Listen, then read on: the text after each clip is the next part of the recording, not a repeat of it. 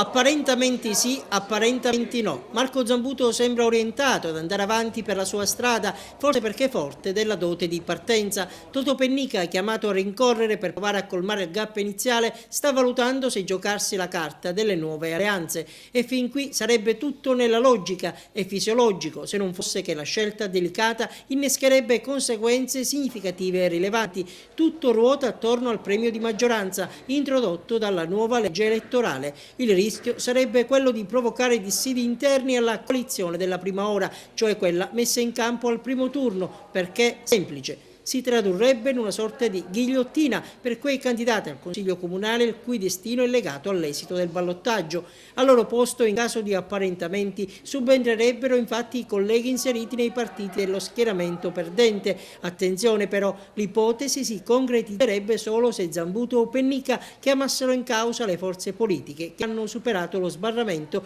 del 5%. Dunque parliamo di PD, MPA e FLI che erano in appoggio a Mariella Lobello. Per le altre il problema non si porrebbe, dal momento che le liste collegate sia a Giampiero Carte che a Giuseppe Arnone sono già fuori gioco. Dunque non è da escludere in queste ore un possibile braccio di ferro fra i candidati a sindaco e i candidati al Consiglio Comunale, che sono in attesa di giudizio. Per essere concreti e chiari vi offriamo il quadro nell'ipotesi che non ci siano apparentamenti. Nel caso in cui vincesse il sindaco uscente, i 30 seggi sarebbero così distribuiti: 18 ai partiti a lui collegati, in particolare 10 al patto per il territorio. Entrerebbero in aula Francesco Messina, Michele Mallia, Gianluca Spinnato, Angelo Vaccarello, Cinzia Puleri, Angelo La Rosa, Giuseppe Putrone, Piero Minotta, Saverio Napoli e Joseph Bonfante.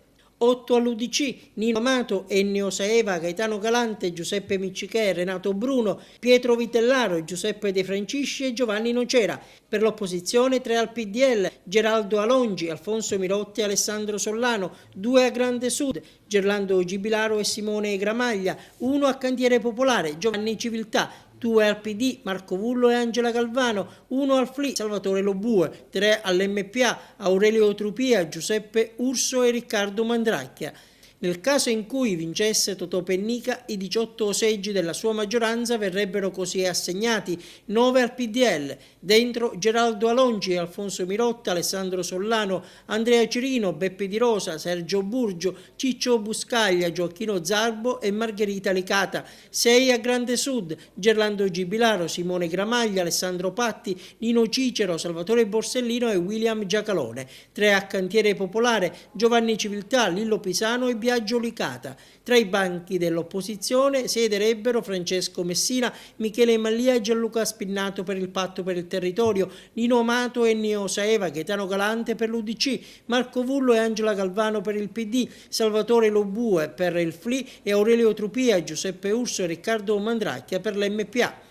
E intanto all'interno del PD è subito polemica. Benedetto Adragna lancia dure critiche alle strategie messe in campo dal partito, parole che non sono piaciute ai dirigenti provinciali. La verità è che il senatore è stato il grande assente della campagna elettorale e la replica del segretario Emilio Messana, mentre Mimmo Ferraro gli risponde: unità fatto l'inverno ti fa l'estate.